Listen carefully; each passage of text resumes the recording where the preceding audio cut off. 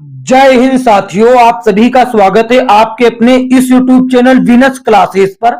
आज की इस वीडियो में हम लोग देखेंगे साथियों, रेलवे की सभी परीक्षाओं के लिए मैथ की एक बहुत ही बेहतरीन क्लास। इसमें वो प्रश्न शामिल हैं जो टीसीएस के द्वारा पूछे गए सर्वश्रेष्ठ प्रश्न हैं और ऐसे ही प्रश्न रेलवे की परीक्षाओं में पूछे जाते हैं। तो ज्यादा समय ना बिताते हुए सीधा प्रश्नों की ओर चलते हैं, एकदम रैपिड फायर तरीके से देखेंगे। तो देखिए आज की क्लास का पहला प्रश्न क्या कहता है। आज की क्लास का पहला प्रश्न साथियों आप सभी के सामने ही क्या कहता है साथियों, 16,129 का वर्गमूल क्या होगा। इतनी बड़ी संख्या का आप वर्गमूल कैसे निकालेंगे। तो देखिए वर्गमूल निकालने का एक बेहतरीन तरीका है। जो ये अंतिम में 9 है, ये 9 साथियों वर्गमूल में किस कंडीशन में आता है। या तो संख्या के अंत में 3 रहा होगा या संख्या के अंत में 7 रहा होगा। इन्हीं दो कंडीशन में किसी संख्या का वर्ग साथियों लास्ट में 9 आता है। 3 रहा होगा तभी 3 त्रिका 9 आता, 7 रहा होगा 7 7 49, लास्ट में 9 तभी आता है। तो यहां पर कोई संख्या रही होगी और यहां पर भी कोई संख्या रही होगी। ठीक है, अब ये बचा इधर, आपको जैसे ही ये 9 लिया तो ये 2 अंक कर देना है समाप्त।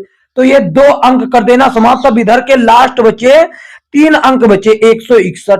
तो इस 161 के करीब में किसका स्क्वायर होता है। आप कहेंगे सर जी 12 का स्क्वायर होता है और इसके करीब में थोड़ा सा 13 का स्क्वायर होता है। अब इस 12 और 13 में से आपको क्या लेना है। देखिए इस 12 और 13 का कर दीजिए गुणा। अगर गुणा करने पर 161 से बड़ा आता है तो ये बड़ा वाला 13 ले लेंगे और अगर छोटा आता है तो 12 यानी कि छोटा वाला ले लेंगे।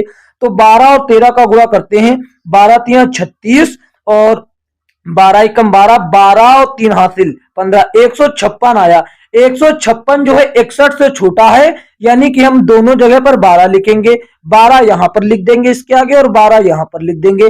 अब देखिए 123 और 127 इन दोनों में से देखिए ऑप्शन में कौन सा सही जवाब है। 127 आपके प्रश्न में है, यही क्या हो जाएगा आपके प्रश्न का उत्तर। साथियों बताएं अगर यह तरीका आपको कैसा लगा। एकदम बेहतरीन तरीके से आपको हम सिखा देंगे। देखते हैं अगला प्रश्न। अगला प्रश्न साथियों देखिए क्या कहता है, ये रहा प्रश्न संख्या 2। देखिए क्या कहता है शिवानी और परिणीता के बीच कोई धनराशि 5:7 के अनुपात में बांटी गई है। यदि परिणीता शिवानी को 5 रुपए दे देती है तो अनुपात बदलकर 3:4 हो जाएगा। तो विभाजित की गई धनराशि क्या है। तो देखिए यहां पर जो अनुपात दिया गया ये शिवानी S4 शिवानी P4 परिणीता, अनुपात दिया गया 5:7, 5:7। तो मैंने मान लिया कि जो अनुपात है ये x में है थोड़ी देर के लिए। मान लिया जैसे कि 5x एंड 7x, ये मैंने मान लिया। अब आप जानते हैं कि अनुपात को बटा भी कहा जाता है, तो इसको हम लिख सकते हैं 5x/7x। पहले वाले को लिखा ऊपर और बाद वाले को लिखा नीचे, तो इसको लिख दिया। ये जो 7x है, या फिर हम इसको ऐसे लिख सकते हैं कि S/P यानी कि शिवानी बटे परिणीता, इधर बराबर में लिख सकते हैं। तो परिणीता ने क्या किया है, शिवानू को 5 रुपए दे दिया, तो इसमें से 5 रुपए माइनस हो जाएंगे क्योंकि इसने दिया है और इसको मिले हैं, तो इसीलिए इसमें 5 रुपए ऐड हो जाएंगे। ठीक है, ऐसा करने के बाद जैसे ही हम ऐसा करते हैं तो प्रश्न कहता है अनुपात बदलकर 3:4 हो जाता। तो इसको भी हम बटा के रूप में लिख दें, जैसे पहले वाले को ऊपर और बाद वाले को नीचे। बस इतना ही आप कर दीजिए, आपके प्रश्न का उत्तर आ जाएगा। देखिए कैसे आएगा। अब क्रॉस मल्टीप्लिकेशन ऐसे और ऐसे कर दीजिए। यहां पर करेंगे 7 त्रिक 21 हो जाएगा, इसका गुणा 3 से कर रहे हैं पूरे का, तो 7 त्रिक 21 हो गया। ये 21x और माइनस है तो माइनस लगा दिया, 5 या 15, ये हो गया 15।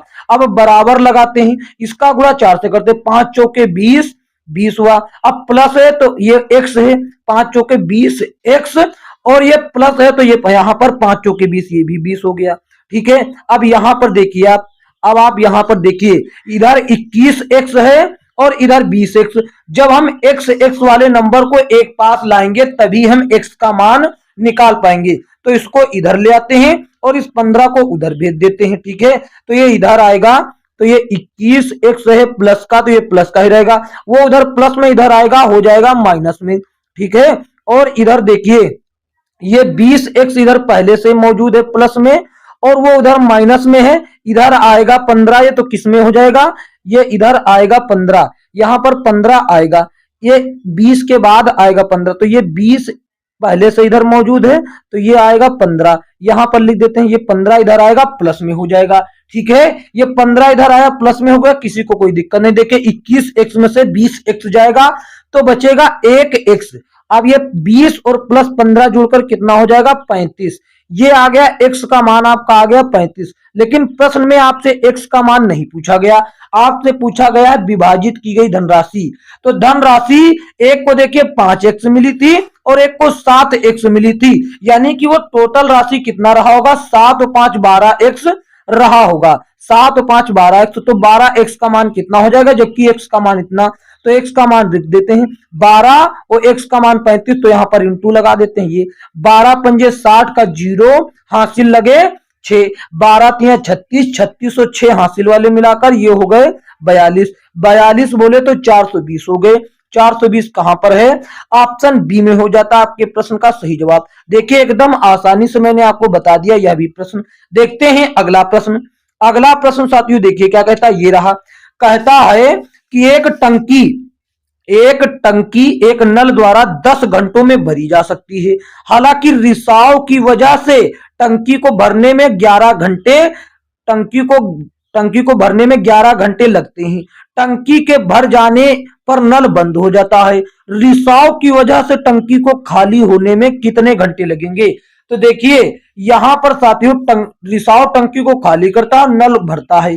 तो देखिए नल के द्वारा भरा कितने घंटों में भरता है, नल भरता है 1 घंटे, एक पूरी टंकी भरता है 10 घंटे में, तो एक दिन में 1/10 भरेगा, एक दिन में 1/10 भरेगा। और रिसाव क्या करता है, रिसाव साथियों रिसाव की वजह से 11 घंटे भरने में लगते हैं, रिसाव की वजह से एक दिन में भरेगा 1/11 भाग। ठीक है, तो यहां पर पूछा रिसाव की वजह से टंकी खाली होने में कितना समय लगेगा।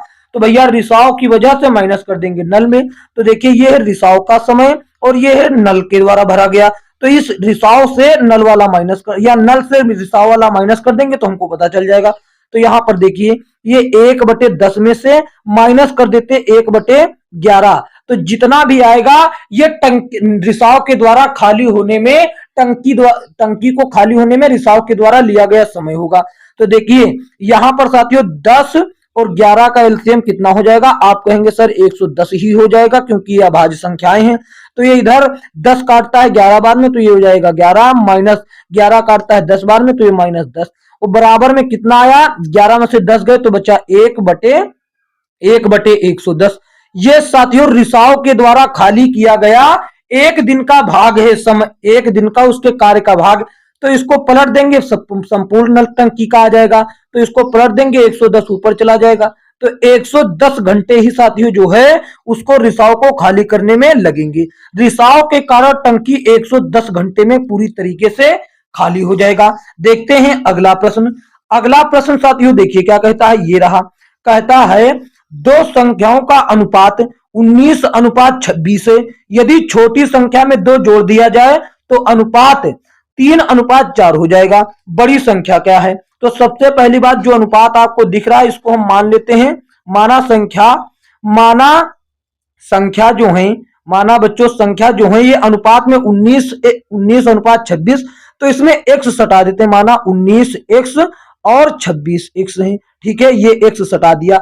अब प्रश्न क्या, तो इसको हम अनुपात को बटा के रूप में भी लिख सकते हैं, जैसे अभी लिखा था पहले 19x/26x। ठीक है, ऐसे लिख सकते हैं, इसमें कोई दिक्कत नहीं होना चाहिए। अब कहता है यदि छोटी संख्या में 2 जोड़ दिया जाए तो 19 और 26 में से कौन छोटा, आप कहेंगे सर 19, तो 19 में 2 जैसे ही मैंने जोड़ा तो ये साथियों अनुपात बदलकर हो गया 3:4, तो इसको भी बटा के रूप में लिख लेंगे 3/4, पहले वाले को ऊपर बाद वाले को नीचे। अब यहां पर कर देंगे क्रॉस मल्टीप्लिकेशन ऐसे। ठीक है, क्रॉस मल्टीप्लिकेशन कर देंगे। देखिए 26 का जब इस 3 के साथ करेंगे तो हो जाएगा 26×3=78x, 26×3=78x हो जाएगा, ये 78x हो गया। ठीक है, और इधर करेंगे 19 का 4 से 19 चौक 76 बराबर में लगा के करेंगे 19 चौक 76x, लेकिन प्लस के साथ यहाँ 2 भी है, 4 दूना 8 हो जाएगा। ठीक है, 4 दूना 8। अब यहां पर देखिए इस एक्स वाली संख्या को हम एक जगह ले लेंगे तो इसको हम इधर ले आएंगे। आप यहां से देख सकते हैं एकदम, ये 78x इधर है प्लस में तो ये इधर मौजूद है तो वैसे ही रहेगा। अब 76x उधर प्लस में इधर आएगा, हो जाएगा माइनस, ठीक है, ये हुआ माइनस। अब बराबर में क्या बचा, केवल इधर 8 बचा तो 8 लिख दिया। 78x में से 76x गए तो बचा 2x और इधर बचा 8x, ठीक है, इधर 8x तो x को काट लेंगे, 2 से काटेंगे एक बार में, इधर बचा x, 2 से काटेंगे 4 बार में, यानी x का मान कितना आ गया, 4 आ गया। लेकिन हमसे x का मान तो पूछा नहीं गया प्रश्न में, हमसे उसने पूछा है कि साथियों कि बड़ी संख्या देखिए 26x है, बड़ी संख्या यहां पर देखिए मैंने माना है जो 26x है, तो 26x का मान क्या होगा, ये रहा 26x और x का मान 4 है तो 26 इंटू x का मान रख देते हैं 4, तो x का मान रखे 26 चौके कितना होगा, ये हो जाएगा 104। 104 आपके प्रश्न का सही जवाब। बड़ी संख्या क्या हो गई, बड़ी संख्या हो गई साथियों 104। अगर छोटी संख्या पूछता तो 19 का गुणा 4 से कर देते, 19 चौक 76 आ जाता, ठीक है। तो ऑप्शन बी आपके प्रश्न का एकदम सही जवाब हो गया। देखते हैं अगला प्रश्न। अगला प्रश्न साथियों देखिए क्या कहता है, ये रहा, कहता है यदि साइन थीटा बराबर कोस थीटा के तो सेक थीटा का मान बताएं। तो इसका एक एकदम बेसिक तरीका है, जब साइन थीटा साथियों कोस थीटा के बराबर हो, जब साइन थीटा कोस थीटा के बराबर हो तो आपको मान कर चलना है, तब हमेशा थीटा बराबर कितना होता है, 45 डिग्री, तब 45 डिग्री होता है। ये शॉर्ट तरीका हम आपको बता रहे हैं, नहीं तो लेंथी तरीका भी है वो भी बता देंगे। तो आपको मान कर चलना, जब साइन थीटा बराबर हो कोस थीटा के तो हमेशा थीटा का मान 45 होता है। आपसे पूछा है सेक थीटा, तो सेक थीटा यानी जब थीटा का मान 45 है तो सेक 45 का मान कितना हो जाएगा, सेक 45 का मान √2 हो जाएगा। √2 कहां पर है, ऑप्शन डी में है, ऑप्शन डी आपके प्रश्न का सही जवाब हो जाएगा। लेकिन अगर आपको ये नहीं मानना है तो इसका बेसिक तरीका देख लीजिए। बेसिक तरीका आप देखेंगे, साइन थीटा, देखिए साइन थीटा जो है बराबर है कोस थीटा के, कोस थीटा के बराबर है। अगर बेसिक तरीका देखिए ये होता है कोस थीटा के, इसको हम लिख सकते हैं कोस थीटा इंटू 1 लिख सकते हैं कि नहीं, बिल्कुल लिख सकते हैं। अब कोस थीटा को इधर ले आएंगे तो ये क्या हो जाएगा, ये हो जाएगा साइन थीटा, बटे में इधर आएगा तो वो भाग में चला जाएगा कोस थीटा, ठीक है। और इधर 1 बचा है तो 1 बचा ही रह जाएगा। अब आप सभी लोग जानते हैं कि साइन बटे कोस को क्या लिखा जाता है, साइन बटे कोस को लिखा जाता है टेन थीटा, तो इधर हो गया टेन थीटा। और इस एक को हम क्या लिख सकते हैं, एक को लिख सकते हैं टेन 45, एक को लिख सकते हैं टेन 45 क्योंकि टेन 45 का मान एक ही होता। अब ये 10 से 10 कट गया, 10 से 10 कट गया तो इधर क्या बचा, थीटा बराबर 45 आ गया। वही कंडीशन फिर से लागू हो गया तो सेक 45 का मान यहां से भी वैसे ही निकल कर आएगा। सेक 45 का मान कितना आ जाएगा, √2 आ जाएगा। इस तरीके से भी आप कर सकते हैं, ये बेसिक तरीका है। ऑप्शन डी आपके प्रश्न का सही जवाब हो जाता है। देखते हैं अगला प्रश्न। अगला प्रश्न साथियों देखिए ये रहा, कहता है कि 1 घंटे का 1 मिनट 72 सेकेंड कितना प्रतिशत होता है। तो 1 घंटे में कितने सेकेंड होते हैं, आप कहेंगे सर 1 घंटे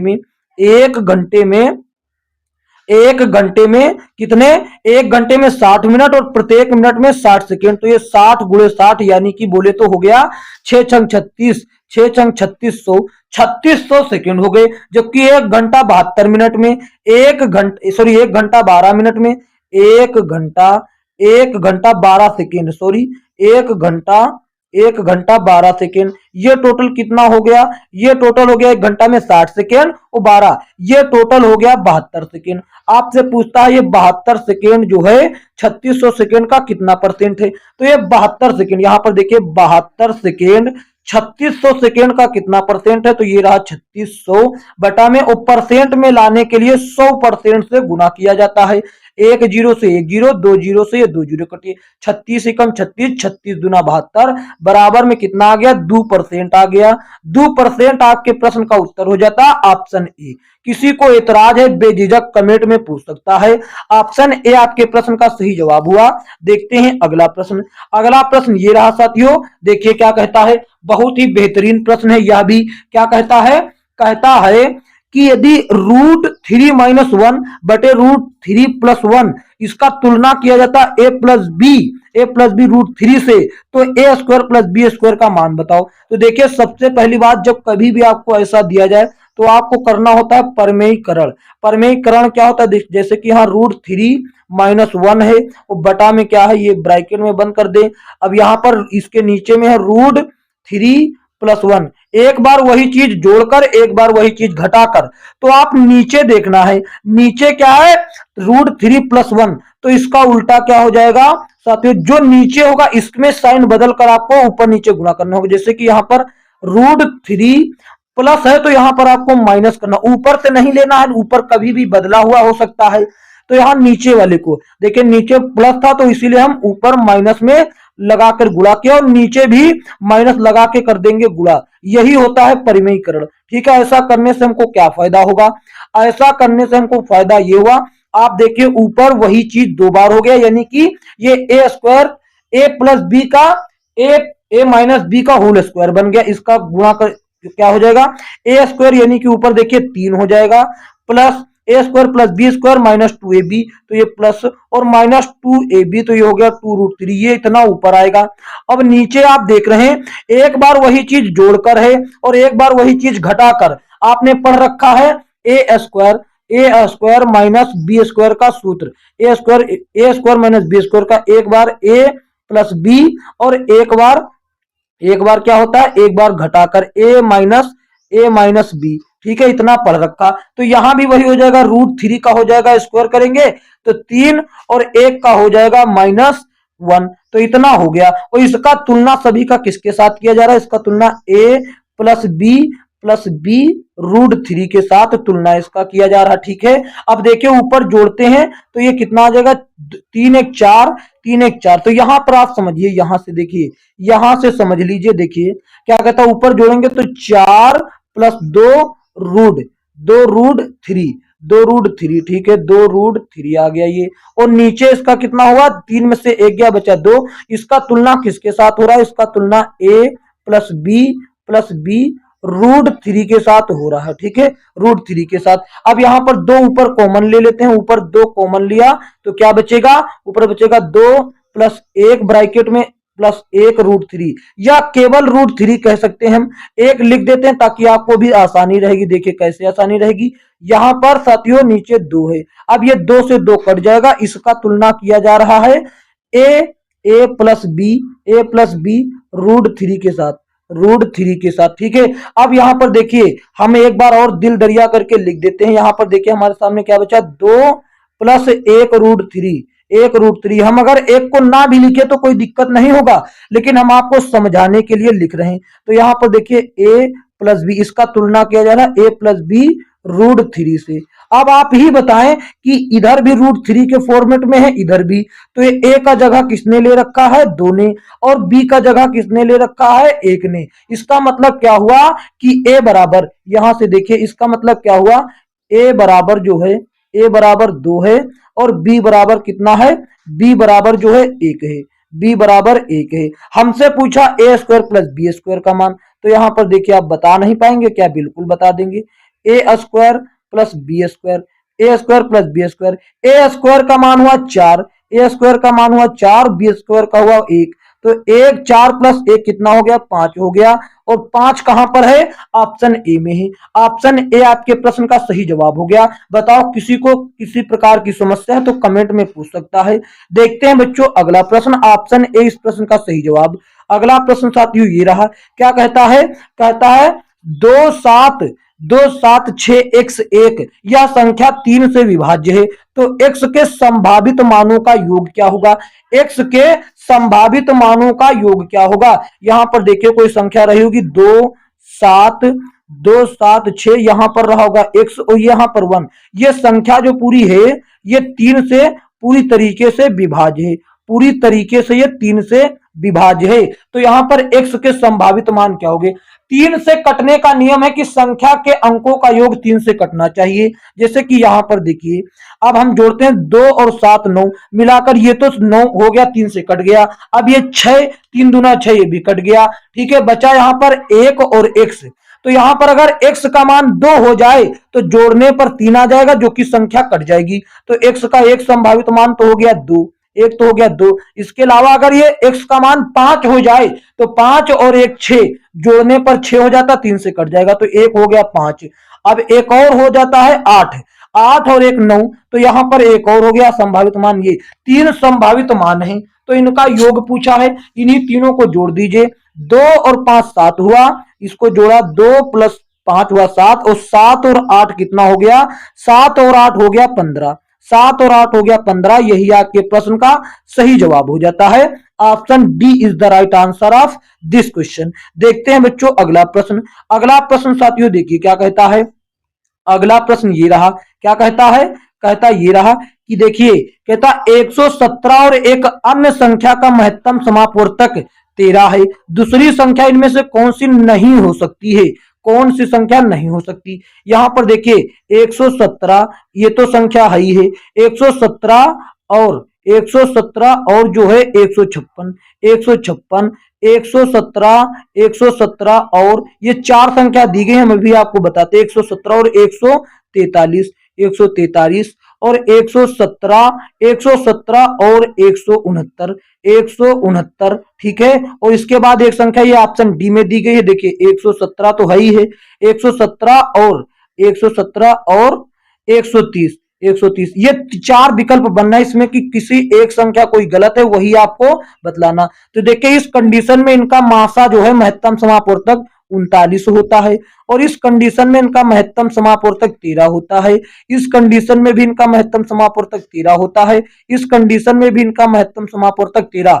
तो उसने कहा महत्तम समापवर्तक 13 है, तो दूसरी इनमें से कौन सी संख्या नहीं हो सकती। तो भैया 13 इन तीनों का है, तो यही अलग हो जाता, यही नहीं होगा। ये कौन 156, 156 कहां पर है, ऑप्शन ए में है। ऑप्शन ए आपके प्रश्न का क्या हुआ, सही जवाब हुआ। देखते हैं अगला प्रश्न। अगला प्रश्न ये रहा, कहता है किसी संख्या का 5/12 जो है वो 3/4 है, तो संख्या कितनी है। माना संख्या x है, तो इस संख्या x का 5/12 है, 5/12 भाग है वो 3/4 के बराबर है, 3/4 के बराबर। तो संख्या बता करे, x का मान पता करना है, तो 4 से काटेंगे, इधर बराबर में 3 बार में 4 3 12। अब ये 3 इधर गुणा कर जाएगा, क्रॉस मल्टीप्लिकेशन, यानी कि चलिए दिल दरिया करके हम एक बार और लिख देते हैं।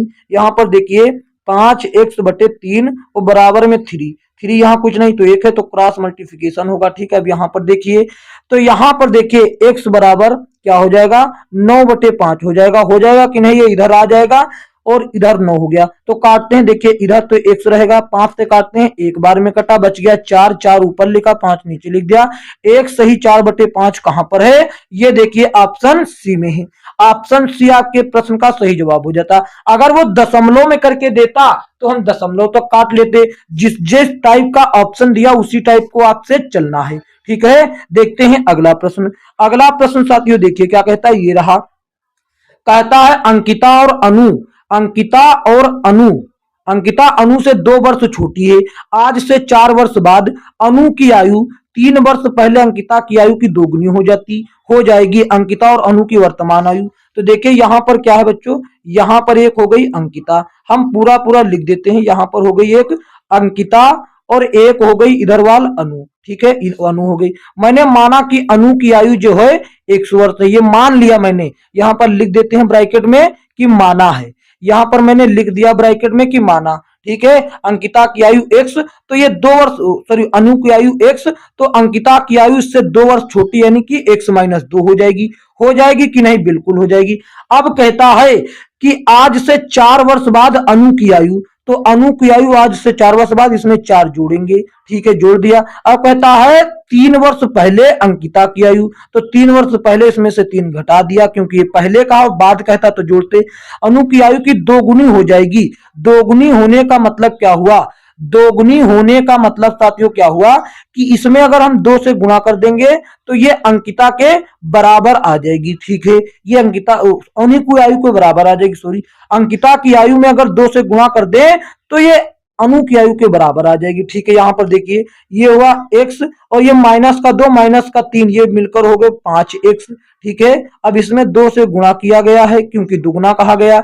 अब यहाँ पर x + 4, x प्लस 4 है। यहाँ पर देखिए x का गुणा किया 2 के साथ तो हो गया 2x, माइनस x का गुणा किया 10 के साथ तो ये हो गया 10, और इधर क्या है, इधर x प्लस 4 है ही है, x प्लस 4 इधर मौजूद है पहले से ही। ठीक है, अब देखिए यहां से आप आगे देख लीजिए, अब इधर x 2 है और इधर x वाले नंबर एक पास लाएंगे, इधर भेजेंगे इसको और 10 को उधर ले जाएंगे, तो इधर 2x पहले से था तो इधर आया तो 2x और 3, देखिए यहां पर 2x प्लस का था और उधर वो प्लस में है तो इधर आएगा माइनस में हो जाएगा।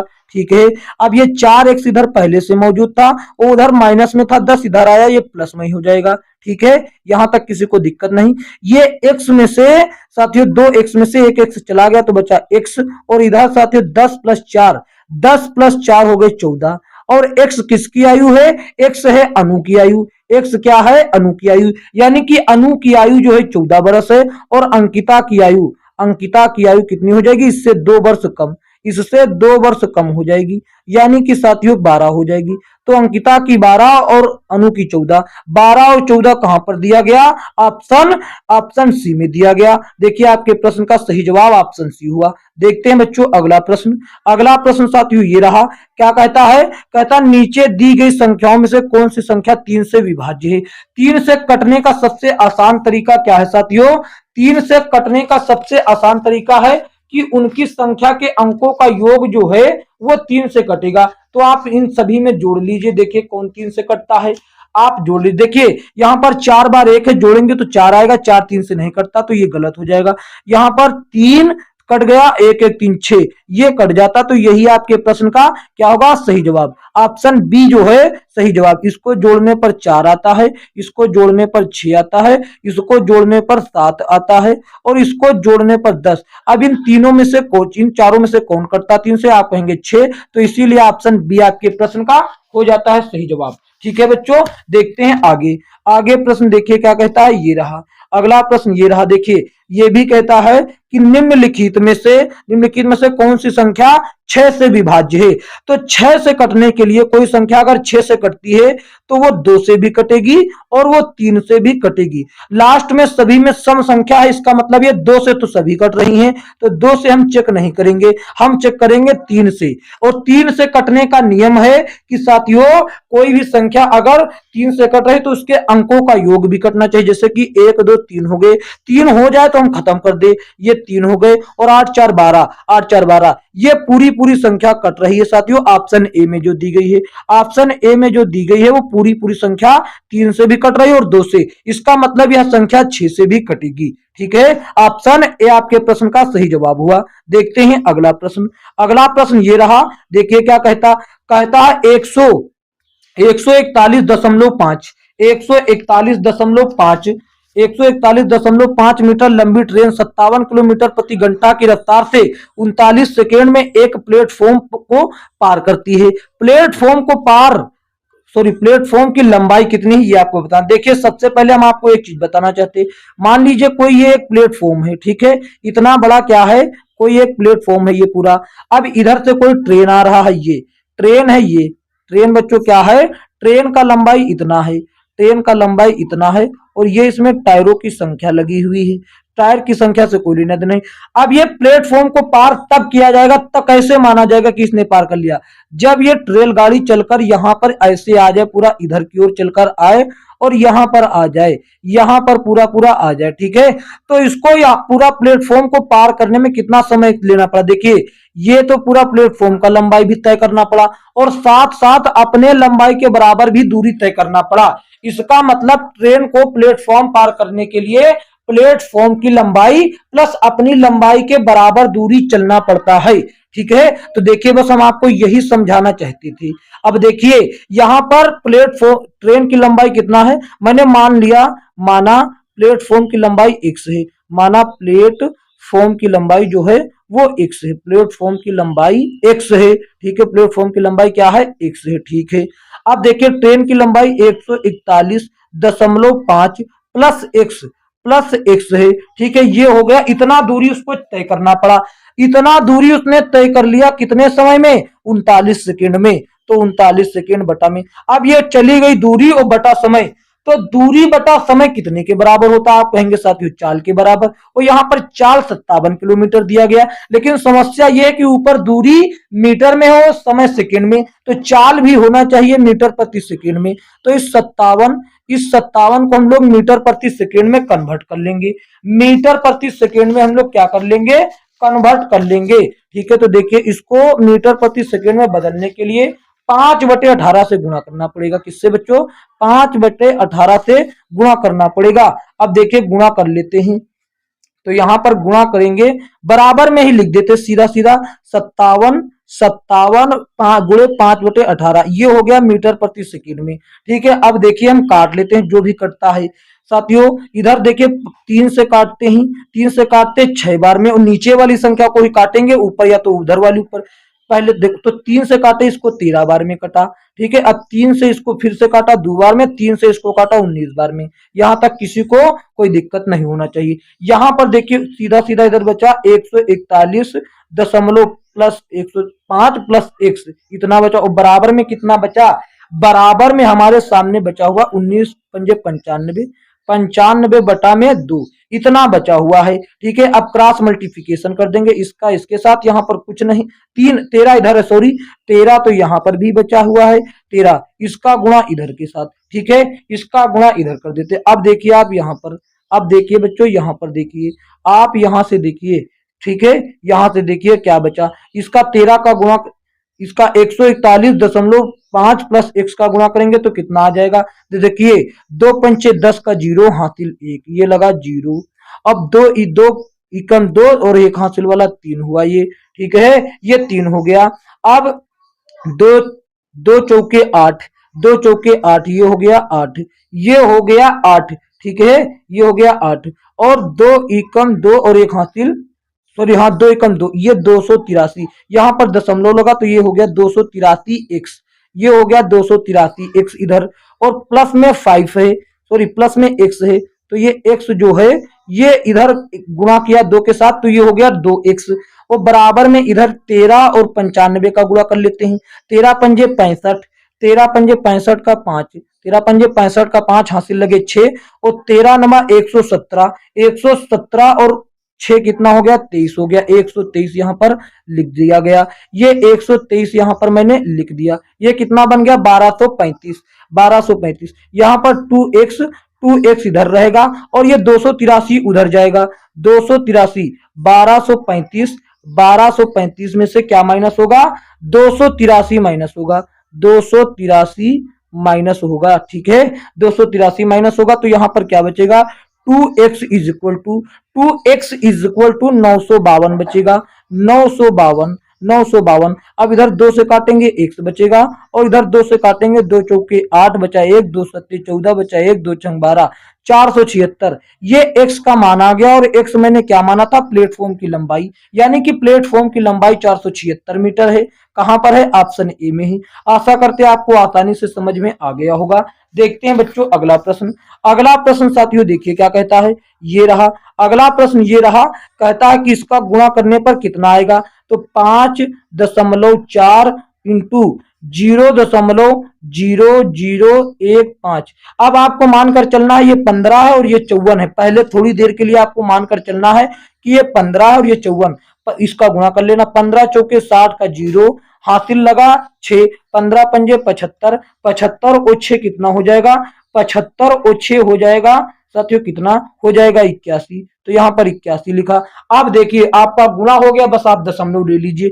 यहाँ पर दशमलव के बाद कितने अंक हैं? 4 अंक हैं, और यहाँ पर दशमलव के बाद 1 अंक। तो गुणनफल में साथियों 1 इधर 4 इधर जुड़कर आएंगे, 5 अंक होना चाहिए, लेकिन यहाँ पर 3 है, तो इसीलिए पहले हम यहाँ पर 2 जीरो बढ़ाएंगे ताकि दशमलव के बाद 5 अंक हो सके। तब यहाँ पर दशमलव लगा के यहाँ पर 0 लगा देंगे, इतना आ जाएगा। लेकिन इसको हम लास्ट वाला 0 ना भी लिखे तो चल जाएगा, 0.0081 इतना भी चल जाएगा, ये बराबर होता है। ये कहां पर है? ये ऑप्शन डी में है। देखिए ऑप्शन डी आपके प्रश्न का सही जवाब हो गया। देखते हैं अगला प्रश्न। अगला प्रश्न ये रहा साथियों, कहता है एक तंबू यानी कि टेंट इस प्रकार का है कि उसका निचला भाग 24 मीटर की ऊंचाई वाले एक सिलेंडर की तरह है, जिसका व्यास 126 सेंटीमीटर है।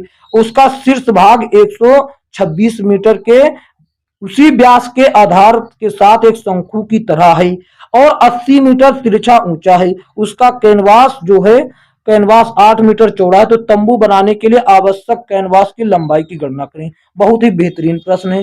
तो देखिए यहाँ पर कहता है निचला हिस्सा एक बेलन के जैसा है। यहाँ पर मान लिया ये निचला हिस्सा एक सिलेंडर के जैसा हो गया, ये हो गया वो बेलन, ठीक है, ये हो गया वो बेलन। और ऊपर का जो हिस्सा है, जो ऊपरी हिस्सा है वो इसका जो ऊंचाई है h बराबर ये जो है ये 24 है, ये जो h बराबर है ये 24 है, ठीक है, ये h है, ये h है। और इसका जो त्रिज्या है, त्रिज्या इसका साथियों व्यास दिया है 126, यानी कि त्रिज्या कितना हो गया इसका आधा। तो 126 का आधा हो गया 63, यानी कि इसका जो वो है साथियों त्रिज्या 126 का आधा यानी कि 63 हो गया। यहाँ पर ऊपर का हिस्सा इसी में ज्वाइंट है, ये शंकु के आधार का है। तो इसका तिरछा ऊंचाई ये है, तिरछे ऊंचाई को एल के द्वारा लिखा जाता है। और ये 80 मीटर है, ये कितना 80 मीटर है, ठीक है 80 मीटर।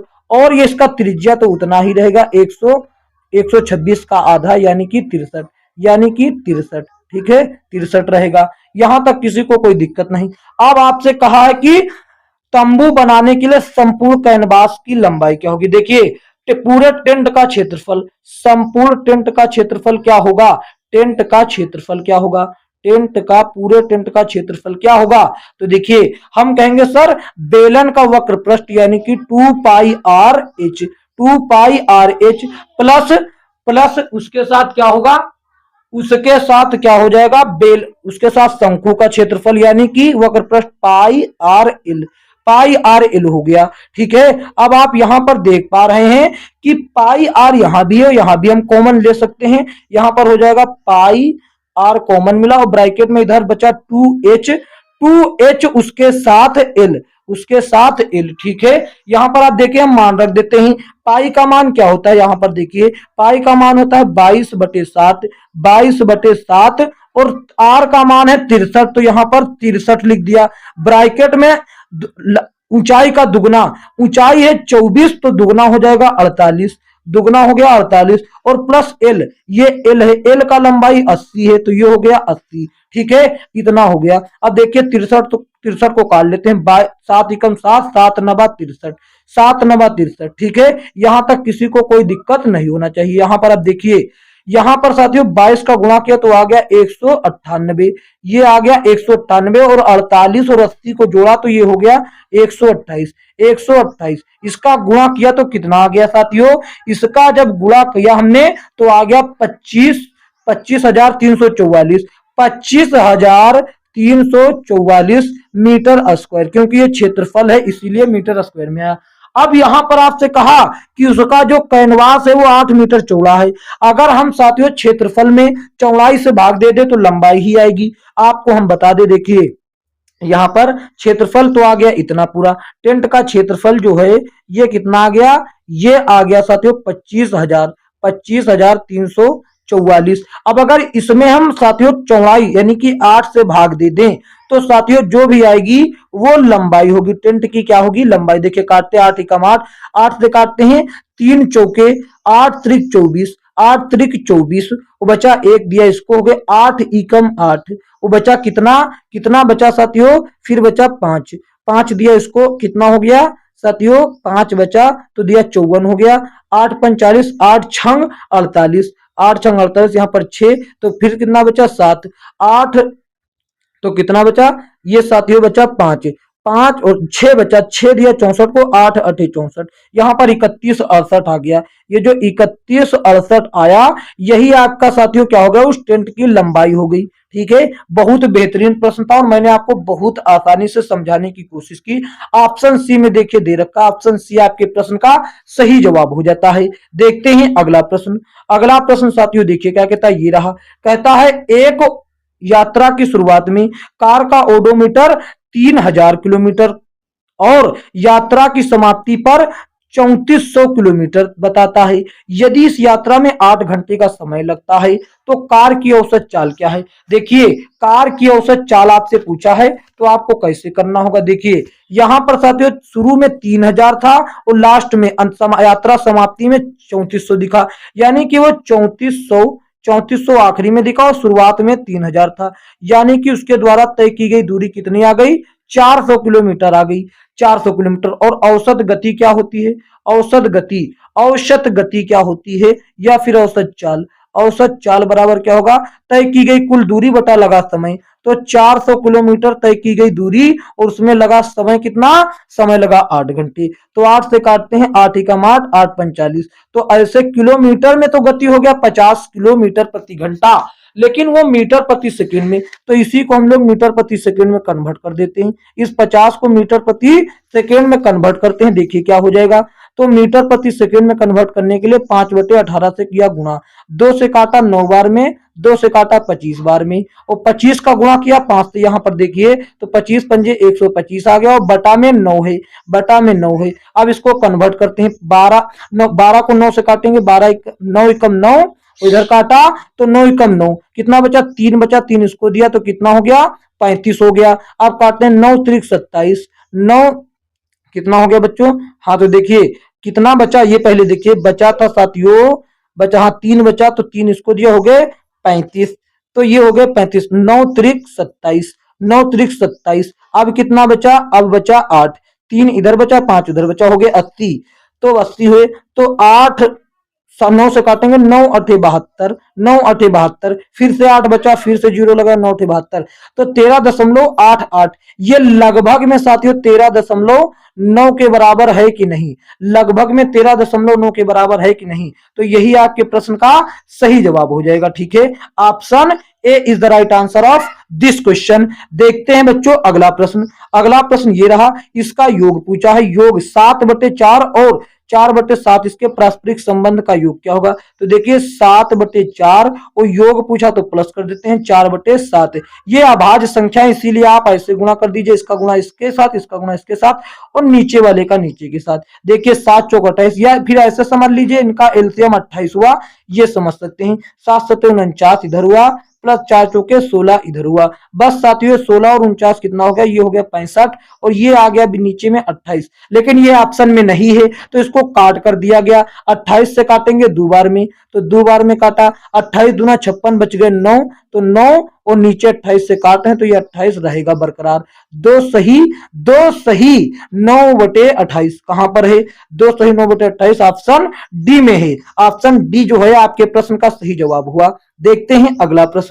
अगला प्रश्न साथियों ये रहा, देखिए क्या कहता है, कहता है कि दी गई तालिका 4 विषयों पीसीबी और एम में 4 छात्र डब्ल्यू एक्स वाई और जेड द्वारा प्राप्त अंकों को दर्शाती है, जिनमें से प्रत्येक विषय में अधिकतम 100 अंक हैं।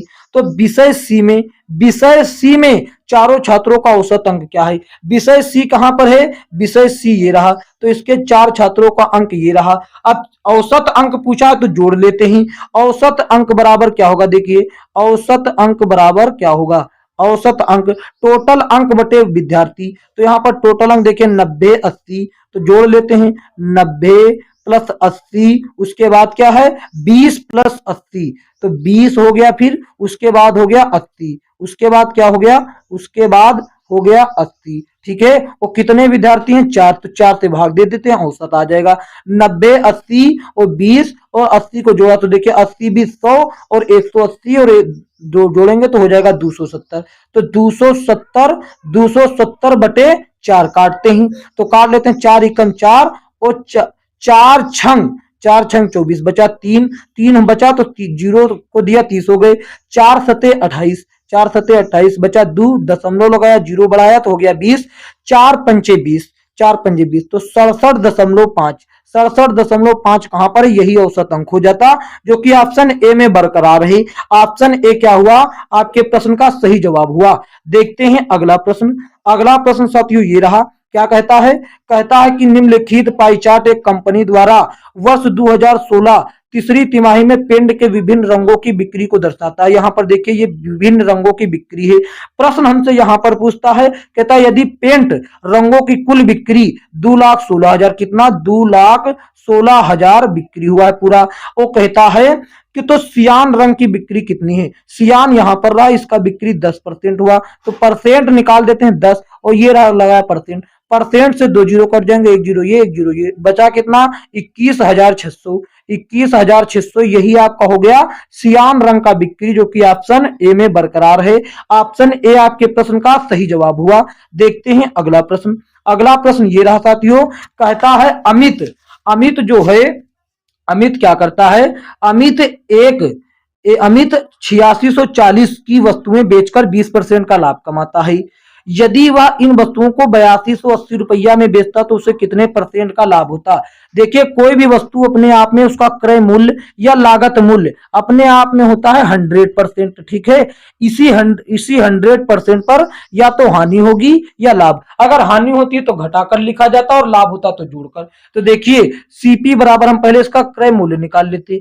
जब वो 8600 रुपया में 8640 में बेचता है, तो 8640 में जब बेचता है तो भैया उसको 20% का हानि होता, लाभ होता। यानी कि नीचे लिखेंगे 100 में जोड़कर, क्योंकि क्रय मूल्य अपने आप में 100% होता, तो इसीलिए यहां पर 100 में जोड़कर लिखा 120, और क्रय मूल्य अपने आप में 100% होता है, इसीलिए 100 से गुणा किया, ये आ जाएगा क्रय मूल्य। 0 से 0 ये कट गया, 12 से काट लेते हैं। 12 से काटेंगे साथियों कितनी बार में, एक बार में। 12 से काटा, 12 12 पंजे 60, 12 छंग 72, 12 सते 84, बचा 2, 2 दिया 4 को हो गए कितना साथियों, हो गया 24, 12 दूना 24, ये 720 का गुणा करेंगे 10 के साथ तो आ जाएगा 7200। ये 7200 क्या आ गया, क्रय मूल्य आ गया। ये फिर भी देखिए अब बेचना चाहता है वस्तु को 8280 रुपया में, तो लाभ होगा जाहिर सी बात। 8280 रुपया में बेचना चाहता है, तो इसमें 8280 रुपया में से क्रय मूल्य माइनस कर देते हैं 7200, तो कितना बचेगा साथियों, 0 में से 0 गया बचा 0, ठीक है। 0 में से 0 गया बचा 0, और 8 में से 0 गया बचा 8, और 2 में से 2 गया बचा 0, और 8 में से 7 गया बचा 1। 1080 रुपए का लाभ कमाता है, कितने कर, तो नीचे देखिए लाभ कमाया 1080 का, ठीक है। और कितने रुपया पे, तो खरीद कर 7200, क्रय मूल्य लिखेंगे नीचे 7200, ठीक है। ये 7200, और परसेंट में लाने के लिए 100% से करेंगे गुना, 100% से करेंगे गुना, ठीक है। परसेंट से साथियों देखिए 1 0 2 0, ये परसेंट से नहीं काटेंगे क्योंकि हमको परसेंट में लाना है। ये 2 जीरो इधर कट गए, ये साथियों क्या हुआ, 1 0 से ये 0, 2 0 से 2 0 कट गए। अब यहां पर बचा 72, 12 से काटेंगे 12 पंजे 60, 12 छंग 72, 6 बार में कटा। अब इसको काटेंगे 12 नवा 108, यहां पर 90, ऊपर बचा 90, देखिए ऊपर बचा 90 और नीचे बचा 6, तो 6 15 छक्का 90 बराबर कितना आ गया, 15%। 15% आपके प्रश्न का क्या गया, सही जवाब। कहां पर है, ऑप्शन बी में ही। Option B is the right answer of this question. देखते हैं अगला प्रश्न। अगला प्रश्न ये रहा, कहता है 32% पीक टाइम अधिशुल्क सहित टैक्सी का किराया 429 रुपया बना, अधिशुल्क के बिना कितना रुपया बनता। ये आप बताइए कितना रुपया जो है भुगतान करना पड़ता है, ये आपको बताना है। तो देखिए कोई भी चीज साथियों अपने आप में कितना होता है, कोई भी चीज अपने आप में होता है 100%, या वो लागत हो या साथियों क्रय मूल्य हो, कोई भी चीज अपने आप में 100% होता, तो वो किराया भी अपने आप में 100% रहा होगा। तो 429 बना, 429 बना, इसमें 32% अधिशुल्क भी शामिल है, यानी कि ये 132, पहले 100% रहा होगा, जब 32% शामिल हो गया तो 132% हो गया। 1% का मान हम पता कर लेते हैं, तो काटेंगे तो कितना आ जाएगा, देखिए हमको चाहिए 100%, तो 100 से भी गुना कर लेते लगे हाथ, ये परसेंट हटा देते हैं, ठीक है, 100 से गुना कर लेते। अब देखिए, ठीक है, अब देखिए हम आपको क्या समझाना चाहते हैं, यहां पर देखिए 32% 100% में जुड़ जाएगा 132%। 132% का जो मान आया वो 429 रुपया आया। हमको चाहिए 100% का मान।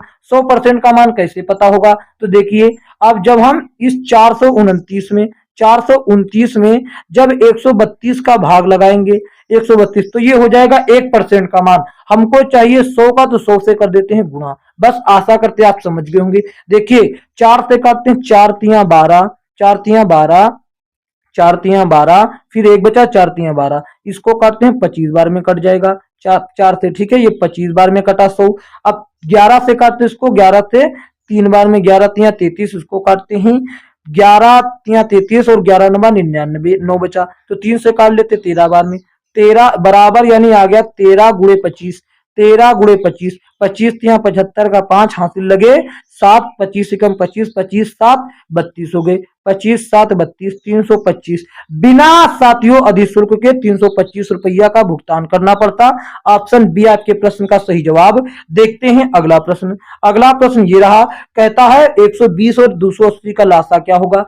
120 और 280 का लासा, तो देखिए कोई जरूरी नहीं, अगर आपको नहीं आता है तो कोई जरूरी नहीं कि दो अभाज्य गुणनखंडों में 2 से ही काटा जाए। कोई नियम कहता है कि 2 से काटो, लेकिन आपको नहीं काटना, क्योंकि आपको नियम नहीं पालन करना, आपको उत्तर पता करना है। तो आप यहां पर ऐसे देखिए 10 से काट लेंगे, 10 से काटेंगे तो ये 12 हो जाएगा और ये 28 हो जाएगा। अब साथियों आपको काट लेना है 7 से, तो ये 12 नहीं कटेगा, 12 को ऐसे लिख देंगे, ये कट जाएगा 4 से, 7 4 बार में कटे 7 चौको 28, और यहां पर साथियों 4 से काटेंगे 3 बार में कटा और ये 1 बार में, और यहां पर 3, ये 1 बार में और ये 1 बार में। अब जो ये आ गया 10 10 7 4 3, यही हो गया आपका एलसीएम। एलसीएम बराबर कितना हुआ 3, तो 3 चौके 12, 12 सत्ते 84, 84 84 गुणे 10, 84 गुणे 10, 84 का गुणा करेंगे 10 से तो हो जाएगा 840। 840 कहां पर है, यही आपका उत्तर ऑप्शन ए हो जाता है। देखते हैं अगला प्रश्न। अगला प्रश्न ये रहा साथियों, क्या कहता है 136 और 204 का महत्तम समापवर्तक 68 है, इन दो संख्याओं का लघुत्तम समापवर्तक कितना होगा। तो देखिए एक नियम आप जानते हैं कि पहली संख्या गुणे दूसरी संख्या बराबर होता है उनका एलसीएम, एलसीएम गुणे उनका एचसीएफ, एचसीएफ, एचसीएफ इसने के बराबर होता। तो पहली संख्या 136 है, लिख देते हैं, दूसरी संख्या 204 है, लिख दिया। अब एलसीएम हमको पता नहीं तो एलसीएम को एलसीएम ही लिख दिया। एचसीएफ 68 है, एचसीएफ 68, तो बस आपसे लासा पूछा है कि आप नहीं बता देंगे। एलसीएम बराबर कितना हो जाएगा, एलसीएम इज इक्वल टू 136, 136 गुणे 204, 136 गुणे 204, ये हुआ बटे में 68, बटे में क्या हुआ 68, तो 68 का 68, 68 दूना 136 हो गया। 2 का गुणा 208 से करना है, यहाँ पर 204 है, 204 है, ठीक है। 2 का गुणा 204 से करना, 200 का दुगुना हुआ 400, 400 और 4 का दुगुना हुआ 8, तो ये कितना आ गया एलसीएम 408 आ गया। कहां पर है, ये आ गया आपका सही जवाब। 204 का गुणा 2 से किया है, ठीक है। ऑप्शन सी आपके प्रश्न का सही जवाब हुआ। देखते हैं अगला प्रश्न, ये रहा, देखिए क्या कहता है, कहता है a का पावर -1 प्लस b का पावर -1 डिवाइड बाई a का पावर -2 माइनस a का पावर -2। तो देखिए यहां पर इसको हम क्या लिख सकते हैं, ये माइनस पावर में है तो इसको हम 1/1 लिख सकते हैं, और इसको क्या लिख सकते हैं प्लस है तो प्लस का 1/b लिख सकते हैं। पावर माइनस का मतलब बटा में होता है, ये इतना हुआ। अब डिवाइड है तो इसको लिख सकते हैं 1/a², और इसको माइनस है तो -1/b², यहां पर b आएगा, ठीक है, ये b² ये लिख सकते हैं कि नहीं, बिल्कुल लिख सकते हैं। तो बटा के नीचे बटा है, बटा इसको हम बराबर भी कर सकते हैं, बराबर भी कर ले या बटा कर ले, तो चलिए हम बराबर ही कर लेते हैं। यहां पर इसको जोड़ेंगे तो a b, और ये क्या आ जाएगा a प्लस बी, ठीक है। बराबर में इसको जोड़ेंगे तो क्या आ जाएगा, इसको बराबर कर लिया, भाग का मतलब बराबर, भाग बटा सभी चीज होता, जैसा जरूरत पड़े वैसा आप ले सकते। तो नीचे इसका हो जाएगा a² इंटू b², ऊपर क्या हो जाएगा b² माइनस a², ठीक है, इतना हुआ। अब देखिए ये बराबर में है तो ab से इसके स्क्वायर कट जाएंगे, यानी कि यहाँ पर 2 बार ab गुणे ab लिखा तभी स्क्वायर है, ठीक है। तो ऊपर क्या बचा हमारे पास, बचा का देखिए हमारे पास बचा a प्लस बी, यहाँ कुछ नहीं तो 1 रहा होगा, वो बराबर में क्या बचा b² माइनस a², और नीचे क्या बचा ab बचा, क्रॉस मल्टीप्लिकेशन कर देते, यहाँ पर a प्लस बी गुणा होगा ab के साथ, ये b है, ठीक है, इसका ab के साथ गुणा कर लिया, और बटे में क्या बचा, बटे में b² माइनस a², इतना बचा। और आपने पढ़ रखा है नियम साथियों कि a² माइनस b² जहां पर दिख जाए तो वहां पर एक बार जोड़कर a प्लस बी और एक बार घटाकर a माइनस बी, एक बार घटाकर, ठीक है, तो ये b हो जाता। तो देखिए यहाँ पर ऊपर तो क्या है, ऊपर साथियों विद्यमान है a plus B O into A B. अब नीचे जब हम लोग लिखेंगे इसको तो एक बार लिख देंगे बी माइनस ए और एक में लिखेंगे बी प्लस ए। यहां पर आप देख लीजिए ऊपर a प्लस बी नीचे b प्लस ए, ये दोनों ही चीज एक ही चीज होता, चाहे a में b जोड़े चाहे b में a, अगर घटाना होता तो फर्क पड़ता, तो ये कट गया। हमारे पास ऊपर बचा ए बी और नीचे बचा बी माइनस ए। यही आपके प्रश्न का सही जवाब कहां पर दिख रहा, ऑप्शन ए में ही ये बरकरार है। देख लीजिए ऑप्शन ए आपके प्रश्न का सही जवाब हुआ। देखते हैं अगला प्रश्न। अगला प्रश्न देखिए साथियों, ये रहा। ये साथियों जो प्रश्न है 26 नंबर प्रश्न है, ये हम चाहते हैं कि आप होम वर्क के तौर पर इसको होम वर्क के तौर पर साथियों इसका उत्तर जो है कमेंट बॉक्स में दें। इसका उत्तर कमेंट करके हमें बताएं, हम भी तो देखें आपको कुछ आता है कि नहीं। साथियों एकदम इजी प्रश्न है, ठीक है, इसका उत्तर आपको कमेंट में देना।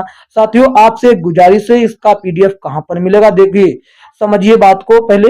यहां पर साथियों अगर यह वीडियो अच्छा लगा तो इसको एक प्यारा सा लाइक कर दीजिए, ठीक है, और कमेंट में हमें उस प्रश्न का उत्तर जरूर बताएं जो मैंने आपके लिए होमवर्क दिया। और इस वीडियो को ज्यादा से ज्यादा अपने दोस्तों में शेयर करें ताकि आपका दोस्त भी इस क्लास को देख सके और ऐसे प्रश्नों का अध्ययन कर सके।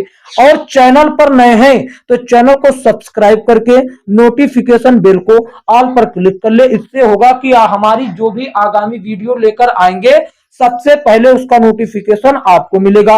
और इसका पीडीएफ प्राप्त करने के लिए हमारे टेलीग्राम चैनल से ज्वाइन हो जाइए, वहां पर आपको इसका पीडीएफ एकदम बेहतरीन तरीके से मिल जाएगा। तो साथियों मिलेंगे किसी अन्य वीडियो में, तब तक के लिए जय हिंद जय भारत। बने रहिए वीनस क्लासेस के साथ।